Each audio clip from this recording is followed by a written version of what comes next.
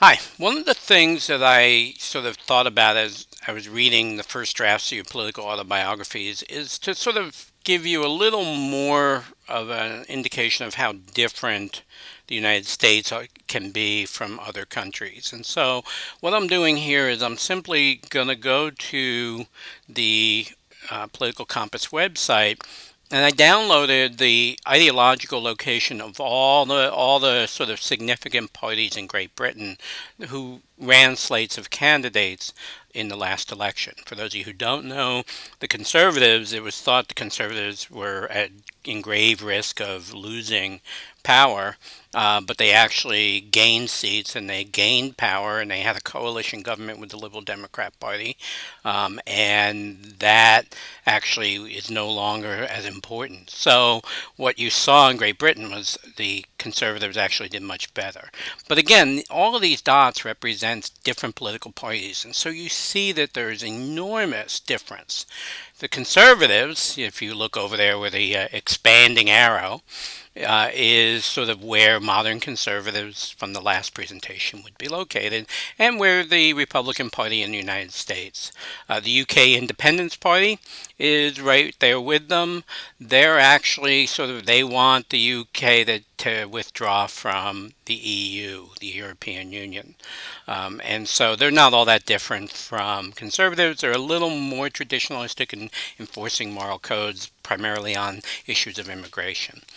You see, Labor is also in the blue quadrant, just like the Democratic Party. They're a little higher up on the social regulation scale, in part because social regulation to the Labor Party is promoting progressive issues of equality and using government to sort of force people to engage in all sorts of behaviors like smoking cessation or tolerance of same-sex marriage and things like that. So it's kind of interesting. They're not that different from the Democratic Party, but they're a little. The really interesting thing is if you go to, whoops, forgot about the expanding arrow, so there's Labor. The next, as you see down the bottom where the lavender is the Liberal Democratic Party. The Liberal Democrats are the closest thing to a classical liberal political party. Sorry about that. The Liberal Democrats sort of again are moderately sort of moderate on the issue of the economy, but a little more libertarian on social issues. And so that's why they're down in the lavender. And they're closer to libertarians, what we would call libertarian in the U.S., than the other two parties. The next one, which has become an increasingly important party, is the Scottish National Party, which is kind of in the middle, but you see it's in the quadrant over there where government can be used for both economic regulation and social regulation. But again, not very far over on each. It's one grid point on both. The Scottish National Party is a little more, has a tradition of collective action both in economics and in social policy. And so it's far more what you might call modern liberal in a lot of ways than even the Labour Party, in the sense that it believes government's role should be greater, not less important in regulating the economy. The others that you see over here, Sinn Féin, which is the Irish Catholic Party in Northern Ireland, the Scottish Socialist Party, which is very much a socialist system, which I'll go in the next presentation, Plaid Cymru, which is the oh God, the Welsh National Party, and the Respect Party, which I don't know very much about, so I'd prefer not to sort of comment on.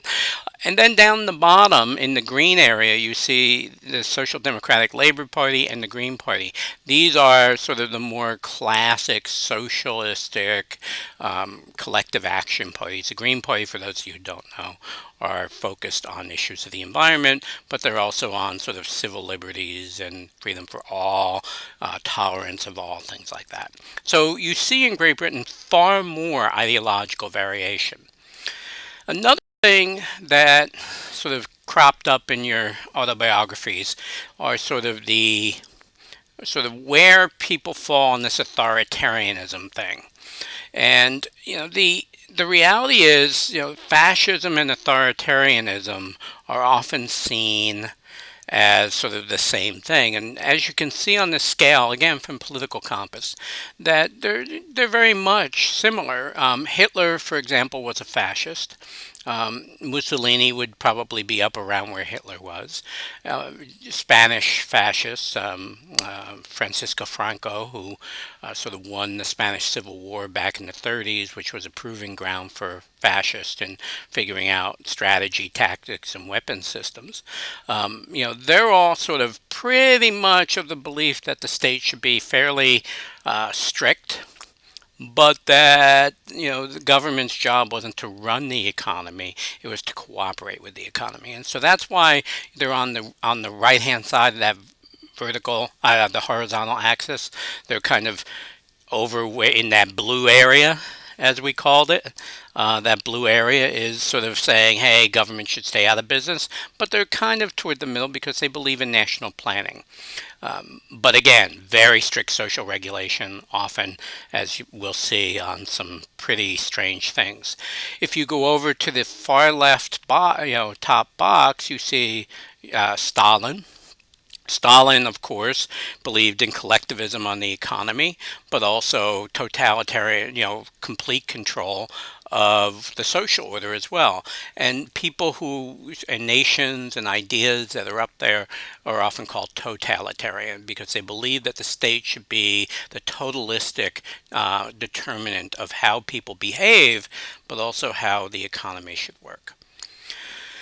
Pope Francis is in the same box as Stalin, believe it or not. Now, that's not because he's Pope Francis, it's because he's Pope. A Pope, who is the leader of the Catholic Church, has the classical idea of obligation to the community and that individuals need to subsume their self-interest. Well, that means that, we need to look out for the poor. We need to create systems that are just, and using government to promote just economic as well as just social outcomes is what puts Catholic leaders generally in this category. It's interesting in the United States, if I were to plot it out. Midwestern Catholics traditionally are kind of somewhere in the region of Pope Francis, but New England and Northeast Catholics tend to be over near where the Democrats are, and they're actually split evenly between Democrats and Republicans, in part because they're Anglo-Catholics, and Anglo-Catholics had strong interest of liberalism and individuality in a way that continental Catholics, Germany and other European continent countries, France, and I'm not going to go down the litany. But again, it's kind of interesting that if you were to plot in the United States Catholics, you would have sort of a cluster, sort of left of center for Midwesterners and right of center for Northeasterners. And then, of course, you have kind of the Gandhi down there. And then over sort of in the bottom right, you have the libertarian Milton Friedman. So again, I hope that this is helping you. If it's not, ignore it. Now, one of the things that has happened in the United States is if you look at sort of the voting patterns, and this again is extrapolated from the data at Political Compass. What they did was they took the United States Senators' voting records, and this is a few years old now, so there are more blue spots than you would naturally see. The blue represents a state where there are 2 Democratic senators, the red where there are 2 Republican senators, and the white or the gray are where there's either one of each or an independent. The gray one in the bottom left, that's Bernie Sanders in Vermont. And the other Vermont senator, I can see his I can see his face. Oh my gosh, I know him so well, to Patrick Leahy. So anyway, what you see in there again is they're all in the blue box. Even Bernie Sanders, the great socialist hope of the left, his voting record puts him in sort of that liberal, classical liberal box right around the middle by world standards. And so the lesson for this is the United States is a fairly narrow range of ideology. And so when people start screaming about the crazy left and the crazy right, they're basically engaging in hyperbolic rhetoric. The United States, we have very moderate ideologies, and they tend to cluster just in different degrees of the same box. And there are very few people in other boxes in the U.S. But again, you see the trend where the blue is in the bottom part, more toward the middle, and the red is a little further up toward the right, with the split ones being in the middle. What that basically says is, it does matter to a degree who your senators are. If you have two Republicans, you're going to get a more conservative voting record. If you have two Democrats, you're going to get a more liberal one. But they're all going to stay in that capitalist box, that sort of classical liberal box. Okay, let's go next. The last slide I want to show you is sort of the grid that they provide for European governments. And what do you see again? You see in terms of at the governmental level, even the most left wing of European countries, which are usually seen as places like Sweden, Denmark, Slovenia, Norway, these are sort of considered to be very progressive social democratic states. You see them ideologically pretty much again in that blue area where there is a belief that government has a role, but the role generally is to let the private sector sort of take care of things first, and then the extent to which government can get involved. And you see France, by the way, is the furthest over to promote the national interest, varies a fair amount within the box, but never goes too far. So again, you might want to take a look at that and see where your favorite countries or your home countries are. And, it's just a way of saying most democracies accept capitalism and the private market as the primary economic arrangement. And the real debate is the extent to which government is involved in regulating.